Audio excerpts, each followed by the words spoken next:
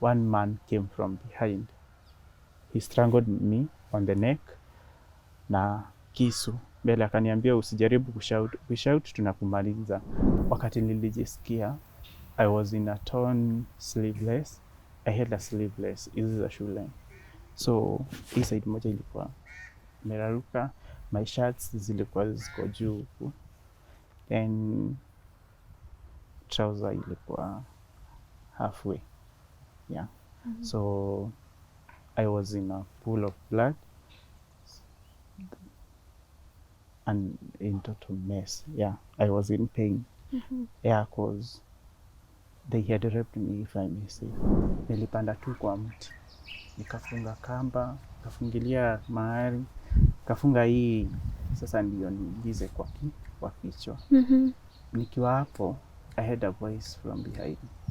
Sasa ilikuwa sauti ya nyanyangu, akaniambia in vernacular, sasa niseme na Kiswahili. Alikuwa anasema, Kamau, mbona unataka kufanya hivyo?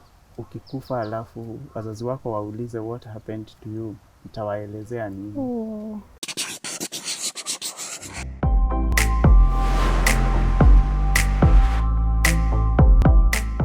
Today's topic is surrounded by a lot of shame and stigma. And today's episode, I am joined by a courageous man who shares how he was abused when he was 16 and how this event affected his life. My name is Anya Thira and this is Tuko Talks. But before we even start the show, I would like to inform you that this is a very sensitive topic and I will appreciate it if we could all treat it as a sensitive matter. Once again, karibuni sana kwenye show and thank you so much for joining us. Kwa majina, I'm Daniel Kamau Irungu, mzaliwa wa Matithi, mahali panaitwa Matithi, Kiharu, Murang'a County. I'm born in a humble background, let me say, in a family of 12. I'm the 9th born. Right now, I'm a musician, a gospel artist, and I got experience in hotel industry. That is, yeah. So, Bunyambi, how long have you been doing music? Music, I've been doing it since 2017 up to now. So that is 5 years, almost 5 years. Yeah. Na ni muziki gani and what pushes you to do music? Nafanya gospel. I love God. Yeah, that's why nafanya all things to do with gospel. Oh, okay. Yeah. Sawa. And I want us to go back to like your childhood. Tell us a little bit about lifestyle yako ukiwa mdogo, like ulienda shule wapi, how was it like? Okay, as I said, nilizaliwa kwa familia ya watoto 12, nikazaliwa nikiwa wa 9. So kuna wengine wakubwa mbele yangu. Childhood was nice. I was raised up like any other child. So after that, sasa kunafikanga ile time unaingia shule. So nikapelekwa shule inaitwa Matithi Primary, nikaanza nursery, kamaliza class 8. Yeah, after sasa nimemaliza hiyo class 8, still kulikuwa na challenges za fees, but mzae alijaribu penye anaweza, nikajoin form 1 in a school known as Merira Secondary. Sasa Merira Secondary, nikasoma, still na challenges. Form 1 I was doing well, but nikakuwa natumatumwa sana home. But since kulikuwa na shule ilikuwa sistangu mkubwa, the 7th born, alikuwa amesomea hapo mbele, and the principal was nice. He could understand. So babangu akaonelea ni transfer from Merira Secondary nikaenda sasa Vidhuramji Academy yenye iko Murang'a town. Yeah. So after sasa kwenda Vidhuramji ilibidi nihame. Yeah. Juu kwetu kulikuwa so far. Na kwa my show sasa my grandmother ni Kambirwa, so it's like 12 kilometers, na nikisema nitoke kwetu it's around 20 kilometers. Sasa nikaenda kuishi kwa shosho. Huko kwa shosho pia palikuwa far, ilikuwa inanibidi nirauke mapema sana. Nilikuwa naamka 4:30 ndo ujitayarishe utoke 4:40, 4:50, latest 5. So ilibidi niamke mapema, and still kuna wale ile company tulikuwa tunaenda na wao, we were 5, group of 5.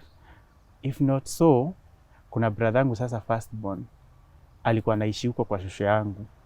Let me say huko kwa shosho yangu ndo tulikuwa tumehama ndo tuende Matithi. Sasa kwenye babangu aligawiwa shamba, so tukihama hawa wakubwa wenye walizaliwa huku hawakuenda, walibaki huko.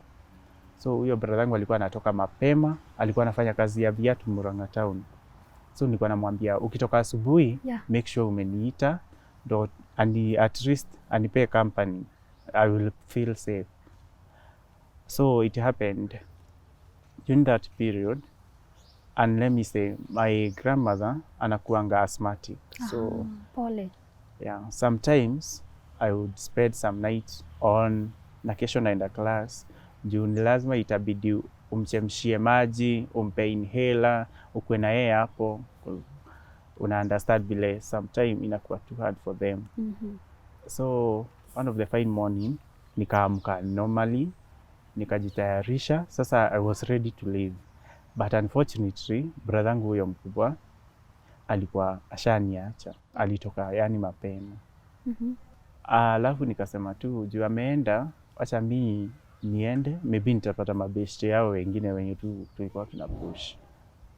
Sasa vile nilienda nikapata pia wao washa leave, wameenda. Ikanibidi sasa mimi nijikaze kimwanaume, ningapambane niende shule. And remember at this point niko form 2 juu nilibadilishwa huko nikiwa nimemaliza form 1, sasa nimejoin huko form 2. Around second term I was still 16.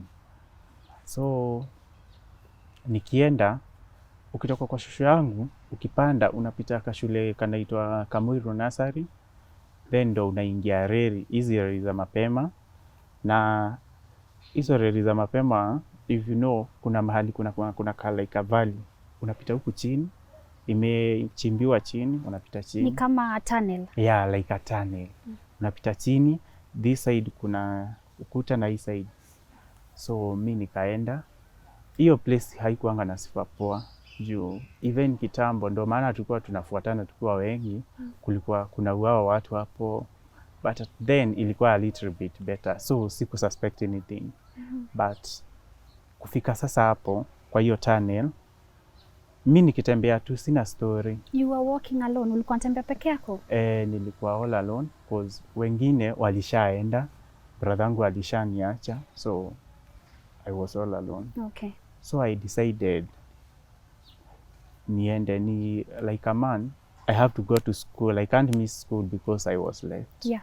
So nikitembea, so one man came from behind. He strangled me on the neck na kisu mbele, akaniambia usijaribu kushout tunakumaliza. Wengine wawili walikuwa mbele.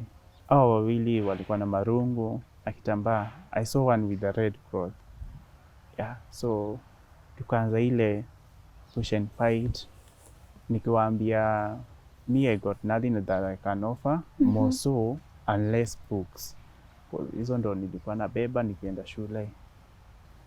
So wakaanza kuniambia, you mnajionanga sana huku, ninyi tu mnaweza soma, alafu mnajionanga tu special na vile nyinyi ni werevu, yani nyinyi tu mnaweza soma huku. So kawaambia si hivyo, ni tunajaribu kustruggle na hii life, at least you make it better. Wakaanza kunichapa. I don't remember, the last thing I remember tulikuwa tuna fight, then I lost my consciousness, nikajisahau. Yeah. So na Dan, from the way una explain, watu walikuuliza like mnajiona nyinyi ndo mnaweza soma huku, so clearly ni watu walikuwa na kujua vizuri. Obvious. Uli manage to recognize any of them? I never recognized any. I was not that social person, let me say. Kwa hiyo area ya shosho, most of the people would just do their KCP and they are done with education. So what they will end up in ni drugs, wanakunywa pombe, wanatumia bang and all sort of drugs. Na plus me venye nimelelewa, I'm brought up in a pastorship way. Babangu ni pastor, so nilikuwa nimelelewa ni mtu ameogopa God. Yeah. So sikuwa nataka hiyo relationship yao sana, nisiende nipotee. So walikuwa naona hiyo ni maringo, niko na class, but it was not so. Ni vile unajilimit. Yeah, so I never recognized anyone, but from the words nilijua tu ni watu wananijua vizuri, walikuwa wananifahamu. So hapo ndo wakanichapa, wakaanza kunichapa, nikajisahau. They dragged me down. Sasa kwa hiyo reli kuna mteremko hivi pale chini. Sasa kuna kishimo pale chini, Lake Valley huko chini. So walinitoa kwa reli, wakakuja tukivurutana, wakanipeleka huko chini penye hata ukipita huku juu you can't suspect there is something happening down there. So ndo wakati nilipoteza fahamu, they did what they were doing. Yeah. Juu nilikuja kuzisikia around 6. Wakati nilijisikia, I was in a torn sleeveless. I had a sleeveless, hizi za shule. So hii side moja ilikuwa imeraruka, my shirts zilikuwa ziko juu huku, then trouser ilikuwa halfway. Yeah. So I was in a pool of blood and in total mess. Yeah, I was in pain. Yeah, because they had raped me, if I may say. Yeah, they had raped me. Yeah. So after kuamka nilivaa trouser yangu, nilirudisha nguo, and nikafunga vizuri like I'm still going to school. But with the pain I couldn't proceed to school. So nikaamua tu nirudi home juu nilikuwa nimewalk like 2 kilometers. There was still 10 kilometers to go. So niliona the easier way was to get back home. So after waking up, nikipanda hapo kamlima ndo niliona bag yangu ya shule hapo side. I picked the bag, nika walk up. Unaona ninakwambia nilikuwa huko chini. Yeah. So nilikuja nikapanda, nikachukua bag hapo side, nikapanda kwa reli, then nikaanza walk sasa back home. So nikarudi nyumbani, sikuambia yote. I never told anyone. My grandmother, unaona alikuwa amelala akiwa mgonjwa, singetaka nimuongeze stress. So ili happen, ilienda, I locked myself in my room, I cried.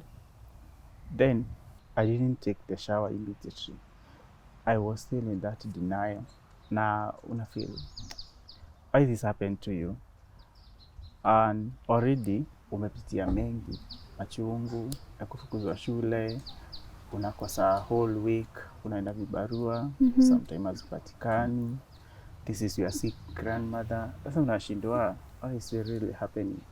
So nilienda nikajiloki uko kwa hiyo room, but later afternoon shushu hata kujua niko area. Yeah. So afternoon nikitoka hivi kienda msalani aliniona, so akaniuliza mbona siko shule. Nikamwambia, nikamdanganya nilikuwa tu na feel some headaches hivyo obvious, nikamdanganya. Then akasema ni sawa, alikuwa understanding. So I went back kwa room, nikalala hiyo siku. So the following day, obviously ukiwa nyumbani ni lazima utumatumu, and I haven't yet spoken to her. Singemwambia juu amelala akiwa mgonjwa, sitaki kumuongeza stress. Pia yeye ana fight hii asthma. Yeah. So singetaka kumweka hiyo stress. I kept it for myself. So the following day, still siko communicate na anyone.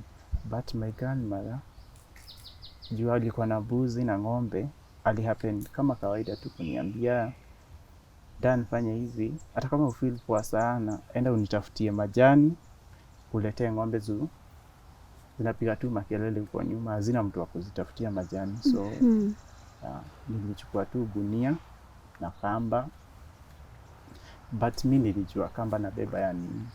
So nikaenda kwa kichaka. So saa hiyo nikaona sasa this is the high time I commit suicide. That was my first attempt to commit suicide, because that stress was eating me up. Sija communicate na anybody.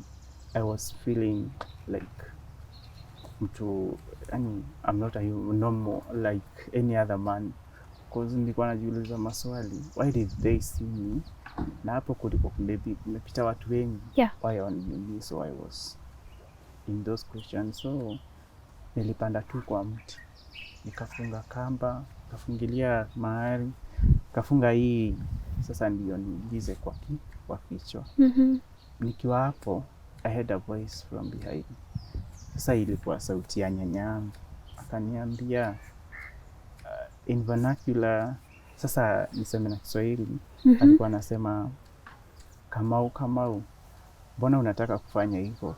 Ukikufa alafu wazazi wako waulize what happened to you, utawaelezea nini? Yeah, so I felt that pain from my grandmother, and nikafungua kamba, nikashuka pole tu, nikaketi chini kidogo, nikalia, alafu nikaamka tu, nikatafuta majani hivyo, alafu nikaenda back home.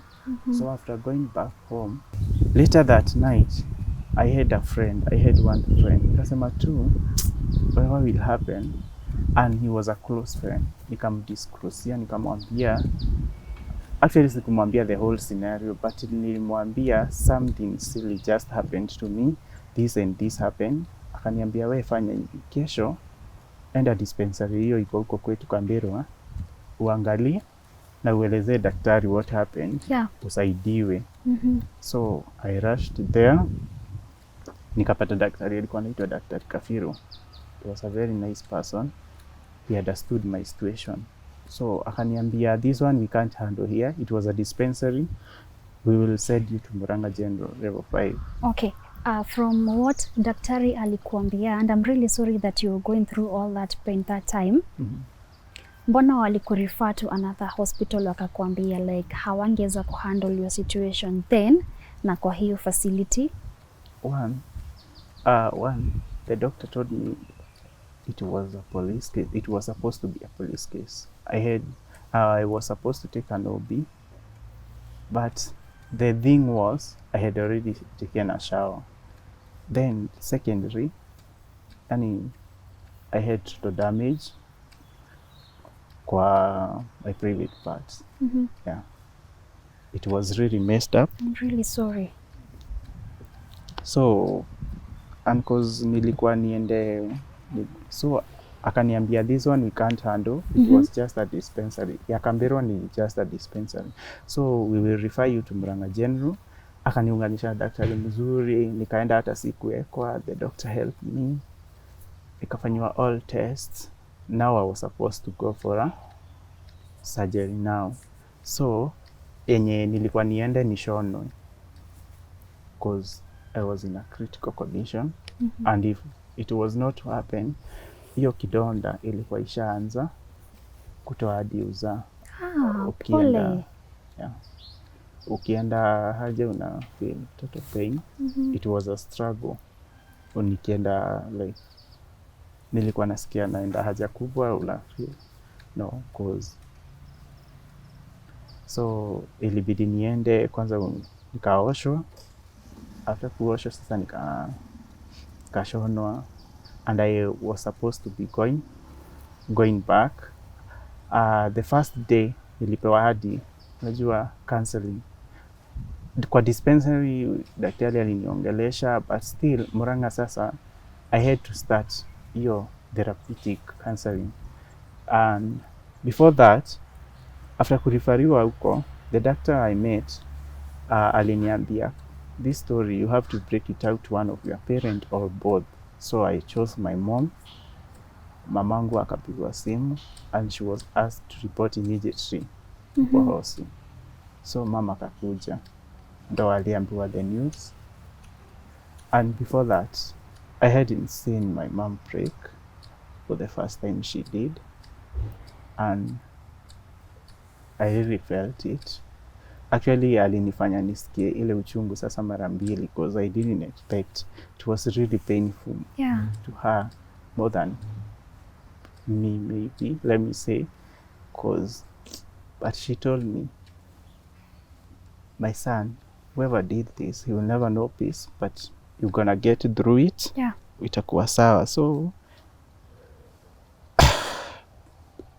Sasa ndo alafu juu sikuwa shule, nikaulizwa if I was okay by principal to be informed, and because since we were so friendly I said yes. Now my principal, huyo mwenye sasa kwenye nimehamishiwa shule, he was called Mr. Mwangi, so akaambiwa and he stood by me. Yeah. Alikakuwa ananiongelesha pia. But I didn't report back to school immediately. During that period nilianza kwenda zile counseling lesson, niseme kama ni sessions, nilikuwa napewa like booking, naambiwa unarudi this time, this dates. Ukienda unapata people who have passed through different type of abuse. Unapata kuna madem wengine walilepiwa akiwa mdogo. She passed through that while she was so young. First time I remember I really felt it because I met watu wadogo sana, wayang kabisa, because kuna watoto anakuambia me I got myself into this when I was just 3 years, 4 years, no, 5 years. So I felt a bit strong. Yeah. Nasema, for me it has happened at the age of 16. So wakaanza kunimotivate, naona siko peke yangu. If they healed and they are like at this, then I will be through it. And at the same time I'm going for checkups. Nikiwa nyumbani, napaswa hiyo kidonda unaichapa na maji ya chumvi, na unajua the way it is painful. Yeah. So but in all, nikapambana, nikaenda session ya kwanza. It was difficult because ukienda unapaswa unasikia vile watu wana share stories zao, and then one day it happened, nikapewa hiyo platform. I was supposed to stand in front of those people. I narrate my story, they get my side because already I have heard from them. So I broke down. Mi nilishindwa kuongea for the first very time because I thought ilikuwa so hard for me. Alafu sikuwa nimeitikia, kuna ile denial niko nayo bado, nasikia I'm not ready for this. But later I made it. Yeah, and I want to let you know that denial was very normal because saizi ulikuwa una undergo a lot of pain. Yeah. And I'm pretty sure that daktari wako alikwambia then at the counselor that could deny that part, that you denying that situation was very normal and actually healthy, and the first step ndio uheal, si ndio? Yeah. Yeah. Yeah, so during that period, I didn't say, after now the doctor saying this is a police case, I was supposed to go and niandikiwe ndo wa take action, but I was asked whether I know the guys. Me, I said no, they were on masks. Yeah. Then again, I had already taken a shower. If it was an immediate report, ingekuwa kitu ingine. Yeah. So hiyo hainge proceed. So the thing that was left is my well-being na vile nita recover. So kuna zile madawa nilipewa, my pain relievers and whatever. So after going back home, badala ya kunywa dawa vile nilipaswa nikunywe, I took an overdose. Ndo at least kesho nisiamke. But that never happened. I slept well, but I woke up late. Nilikuja kuamka so late, but still okay. So hapo ndo nilirealize, by the way, in one way hapo nilirealize God still have a reason why I didn't die. Yeah. Because for me, I had purposed on death for the first time. For the second time, it hasn't worked. So even if I was undergoing through stress, nilikuja kuona Mungu akona kuna kitu anajaribu kunionyesha. Yeah. So during that period, I fell into a depression. Mi nikakata shule kabisa, and I was like, unajua, one, napitia mashida za school fees, then this happens, and I was like, I'm just giving up. So there is no need kuenda shule. But the principal, hata nikikuwa shule, unaona ilikuwa second term na ikuwa imeisha. So the principal was still talking to me, ananiambia, Daniel, I have never seen any of your bad character, and you are a nice guy, you are focused, and you are purposed to success. So he kept on talking to me akiniambia nirudi shule, but mi nikijieka kwa kiatu na shangaa aje nitaenda shule nikiwa nani? Who will I be amongst those peoples? Nilikuwa najifeel niko different, like I'm not a full man, like mi si mwanaume kamili. If other men would take advantage of me, I felt I'm not complete, but nika undergo that process ya counseling, the depression, kinda like it was handled well. My mom was always close to me, but in kinda way my dad was not understanding since hatukuwa tumemwambia. Kulingana na mimi, I was supposed to disclose to whoever was so close to me, and my mom had been so close to me. And again, at this point, after this incident happened, nilienda kuhate like all men. I would see people in a different perspective. I don't know why. So even when mom was like, would I tell your dad? I was by then, no, wait until I say yes. Yeah. No. So he didn't get to know it on time. But later I did disclose to him. He understood me, and he still stands with me. And he understood the reason behind why I didn't disclose to him by then. Yeah. So now January ikafika, I was a bit better but not completely okay. Mama kaongea na mimi akaniambia, you have to go back to school at least tu ngangane tu malize shule. Nikamwambia because I didn't want to disappoint my mom, maybe it's okay, I'm getting back, but remember I'm still on this. So after going back, my principal akaniuliza, Daniel, I understand your situation, would you like to proceed or you will repeat? Nikamwambia sasa na proceed nikiwa nimesoma nini actually, and the exam is based on form 1, form 2 and 3. Let me just nitaitikia tu, hata kama hakuna pesa ya kusoma, acha mimi ni repeat, God will provide. So nikarudi form 2. Okay. For the second year. Nikaanza masomo, but still sikuwa that okay, cause I wouldn't associate so well like before. Mi nilikuwa mtu so social na watu. I would lead places in worship and worship kwa CU. So, and actually every time tungeenda CU ni mimi nilikuwa napewa praise and worship. So by then nikaanza kuji-exclude.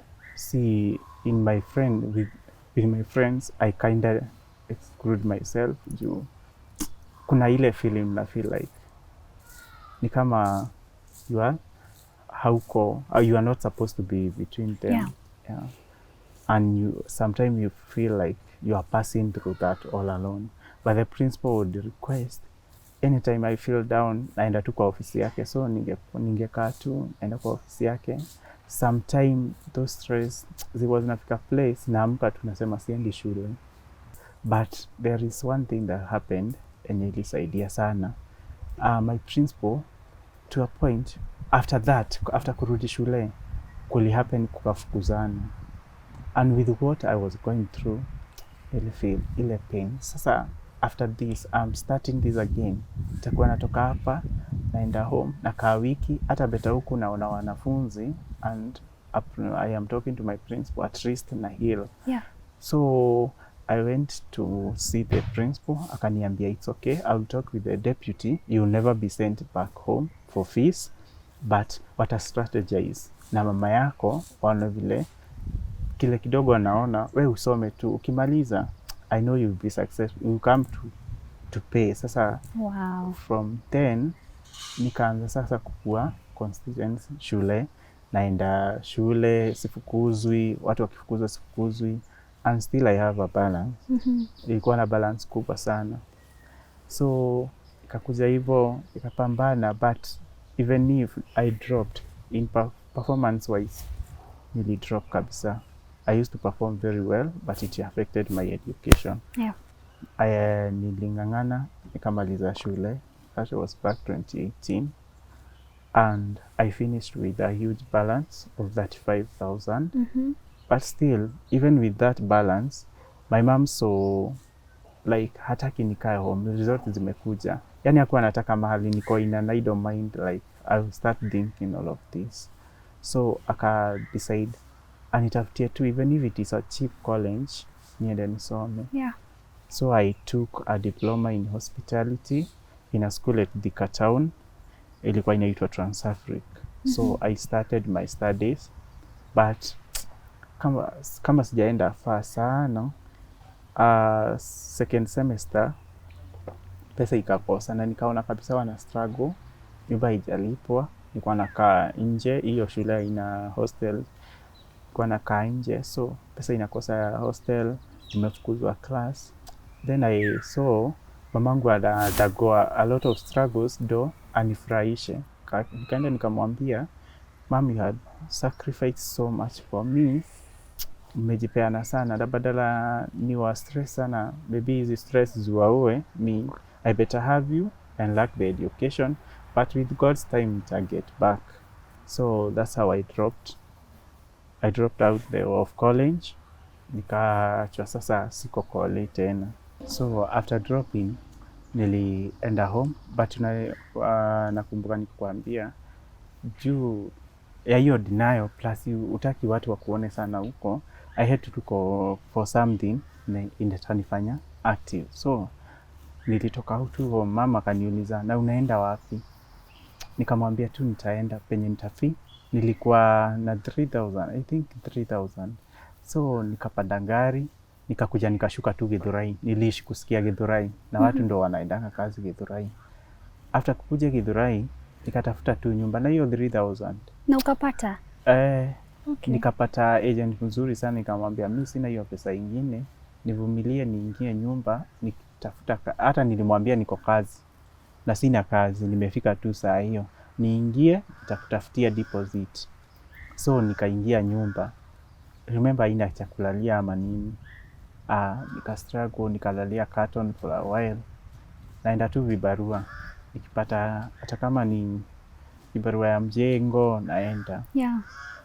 Remember sina certificate any, japokuwa form 4 niliishi kupenda hotel industry, but since sina certificate, but nikaanza kuuliza majob za hoteli juu niko na ka experience. Yeah. Kutoka hizo 2 months nikakuja Kiambu Road kwenye nilifanya hadi March corona wakati ilikuja, that is kutoka 2019 November to March 2020. Okay. Yeah. Okay, and Dan, I think it's important for us to ongea about how you've dealt with the trauma and the pain, because tukianza story ulikuwa unasema like how it was difficult even for you kushare your story and your pain na baba yako mzazi. So leo unadilaje na hiyo trauma, like uko na support system wakati una feel uko down kabisa, like una feel uko depressed, because and that is very normal. Who do you talk to and una deal nayo kivipi? Let me first say it's a bit emotional, cause me up to date siwezi sema nakuanga completely healed, cause sometime nasikianga like I'm literally down. Unasikia ile down, sikuangi na ile ati naweza sema close friend, like mwenye naweza mwambia everything. Yeah. By God friends. That thing really affected me, my relationship with friends. Like, let me say, normally kuna vile wewe unaweza relate na girlfriends wako, your girlfriends, that is, so kuna vile unawahandle. Yeah. Me sometime najifeeling niko awkward na wewe ina stress. That thing really stress me. Naweza pata a new friend today, maybe he's a nice person, mostly to men, but the way I will handle you, some just runs away without even telling you goodbye, cause and I feel like you are being harsh on him. Maybe hakuna chenye amekufanyia, ni ile tu utaki ile closeness. Yani ili affect my so much closeness with people. Yani kuna vile siwezi karibiana sana, unajua kuna ile bestie mko so intact, so ili affect sana. So, napata friends asipoku understand, they will just move.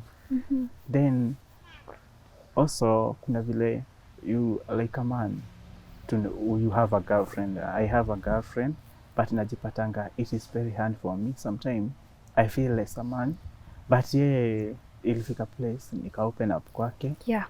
And she really understood me. Wow. She stands by me, but the thing is, mi nasikianga sometimes niko so down hadi namnyamazia tu hivyo because na feel like sasa anasemanga mi ni nani, and inanifanyanga ni feel less a man sometime.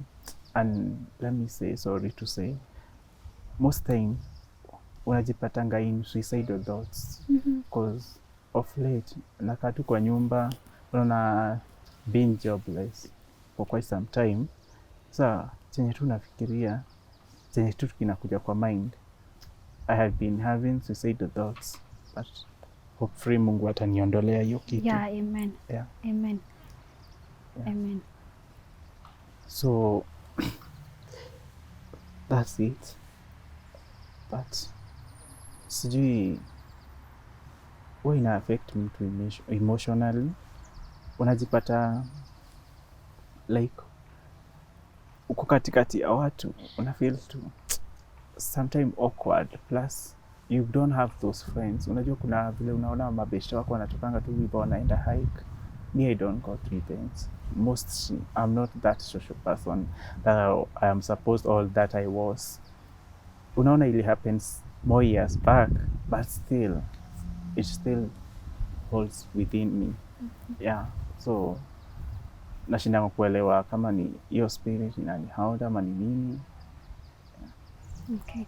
And Dan, I would want to really commend you for being courageous enough to share that story, because I know it's not easy. Siwezi sema ati na understand what you're going through, but I know the pain is immense. Yani ni ile uchungu yenye siwezi taka hata kuishia adui wangu. But the thing is, you're strong enough, and the fact that you're sharing your story in a break hiyo cycle, si ndio?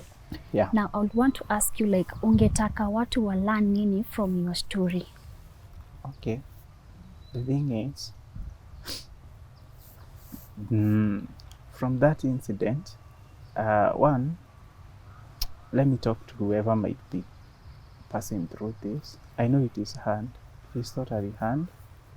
Na inakuanga process yenye hata pasipokuwa hata na God, mostly God, you can't really make it. Inakuanga hata sijui nilielezea aje. But I can talk to anyone who is passing through such a situation.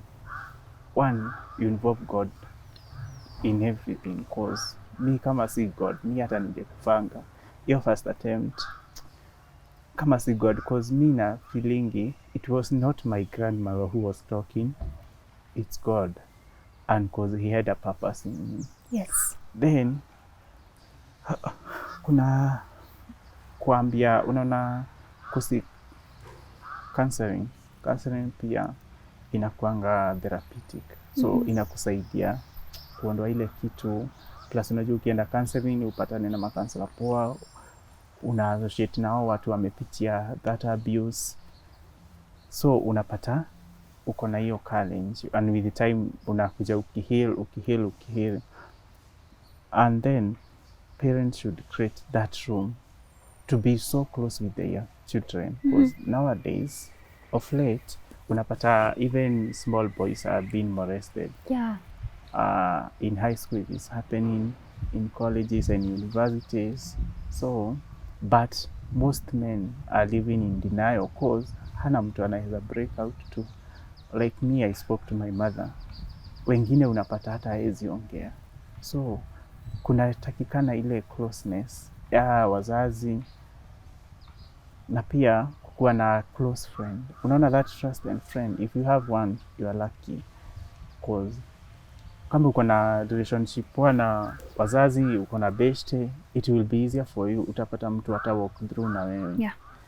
Then let me say to whoever or mtu yeyote mwenye anafanyanga mtu kitendo kama hii, ajuange God will punish him for that, cause even me, hata kama si wajuangi, I don't know the 3 men who did that to me. But the thing is, me, I already forgave them. But whatever if they are still doing it, let them know that it really impacts someone's life negatively. and it has affected the whole of my life. If I may say, sometimes I need to go and see a doctor because kuna zile complications come through. But sometimes kuna mashida, lakini nasemanga naambianga Mungu thanks juu nilisurvive out that. Yeah, so wenye wanafanya hivyo ajue kuna life ya mtu anaharibingi and hawa impact tu leo. Anaweza ona kama ni kitendo atatenda leo iishe leo because yeye amemaliza pia imeisha. But it affects the whole of your life and it takes some years to heal completely. Okay. Yeah. And thank you so much, Dan, for giving that advice. It's very important when you umesema like have person mwenye anaweza kusupport kama ni mzazi, kama ni beste, and also when you umesema like that thing impacts you na it can affect you for the rest of your life. So Dani, tuambie watu wanaweza kupata wapi, maybe pale social media. Are you also comfortable giving your number? I'm okay. Then the list I think I would like to mention, let me say, and I would ask even the viewers to pray with me for this thing one day. Maybe I heal completely because it still bothers me. And for the time I have been jobless since March last year, I had applied a couple of jobs, more over 20 jobs, to no success. I would like, hiyo time niko free time, ndo najipata na hizo suicidal thoughts, nafikiria tu, I'm of no help, I better die. So I'd appreciate if they pray for me, and maybe whoever has got an opportunity, I'm ready to work anywhere, provided at least I get my daily plate. I would appreciate. And I would also like maybe in lifetime to get back to school and finish my studies. So I would appreciate. Then I do music, as I said. You can reach me out on YouTube, I'm on TikTok, everywhere, Facebook, Instagram, and my name for all those social handles, Danny Kalex. That is my name, Danny Kalex. You will get me on all those social media handles. You can also reach me out. Maybe you have a child, he's down, you need him to be motivated, to be talked to. I do such. I'll encourage him or her. Maybe he's passing through that traumatizing period or moment. I'll talk to him or her. You can reach me out through my number. That is 0759 475 093. That is 0759 475 093. That is my number. Okay, sawa. Thank you so much for coming, for being courageous enough to share that story. I really appreciate that, and I know it's going to have some learning element for people who are out there who are suffering in silence, people who are struggling with the pain and the trauma. They're going to learn something from it, and I hope it's going to impact them to go and share that story with someone, to seek help if they can, to break the cycle so that they can be able to move forward. Sindio? Yeah. And to you, our viewers, thank you so much for joining today's episode. I really appreciate your time. Remember, like I said when we were starting the show, that this is a very sensitive matter, and let's treat it as such. For Danny, let's pray for him, give him the kind words. Let's encourage him because he's fighting for this, and also someone else who is out there who is going through the same situation. Tushikane mikono, tusaidiane, sindio? Till next time, let's keep it Tuko Talks. Hello Tuko family, my name is Zanya Pira. Thank you so much for your support, and we have some amazing news for you. We have a new channel that is specifically tailored to cater for all your entertainment needs. Join me, Lily Aisha, on Tuko Extra as I take you through the hustle behind your favorite celebrities and so much more. Subscribe! Akiwalayo shatu juu, basi weka mkono juu.